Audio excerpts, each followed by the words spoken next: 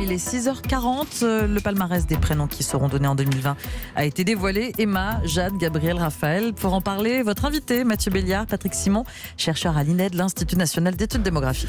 Bonjour Patrick Simon. Bonjour. Merci d'être en direct avec nous ce matin. On a besoin d'y voir clair parce que ça nous interroge et puis ça rappelle peut-être certains souvenirs à tous ceux qui nous écoutent et qui ont eu des enfants.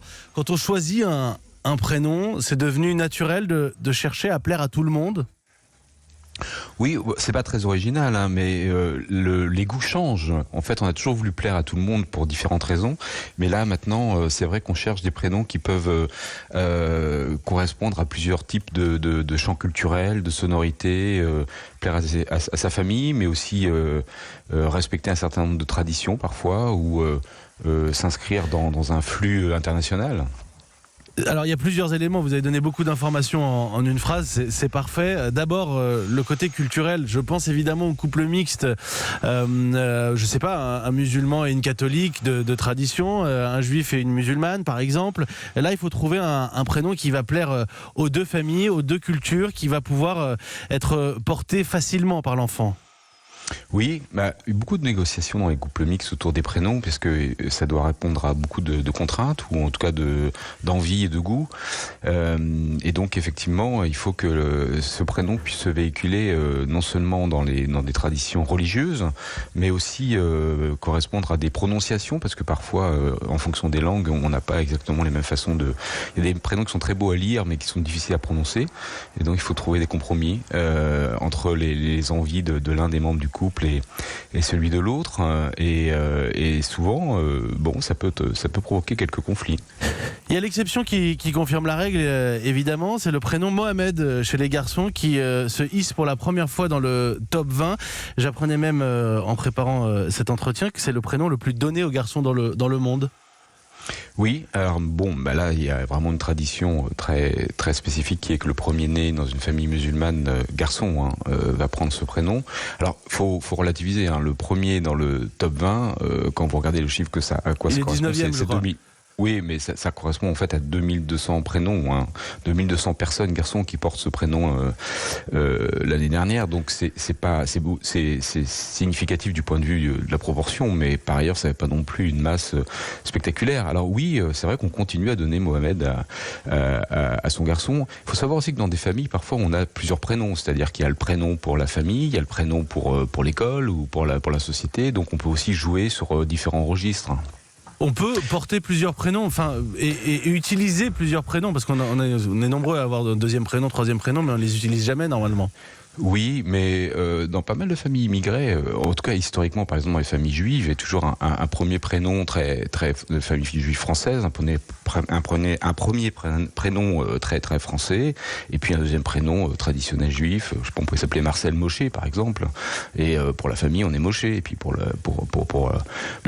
l'école et ailleurs on est Marcel. Voilà, donc c'est une bonne méthode. Et ça donne une vraie utilité au deuxième prénom et au troisième prénom. Pour le coup, là, ils ont une vraie utilité. Alors, vous avez parlé de mondialisation. C'est intéressant parce que, au-delà des couples mixtes et de cette envie de prénoms caméléons pour plaire aux deux familles, aux deux cultures, il y a aussi l'idée que, notre enfant, il sera peut-être amené à voyager, à étudier à l'étranger, que ce prénom, il faut pouvoir le porter dans plusieurs langues. Oui, alors c'est peut-être pas tellement pour voyager, mais c'est parce qu'on est aussi influencé on est dans une culture globalisée, donc on a des séries télévisées qui viennent de plein de pays, enfin en particulier des États-Unis, et puis donc en fait on est influencé, on est sensibilisé par des stars, des joueurs de football, des acteurs ou des chanteuses, qui vont nous amener à choisir des prénoms qui sont connus au niveau international, et souvent des prénoms anglophones, mais pas que.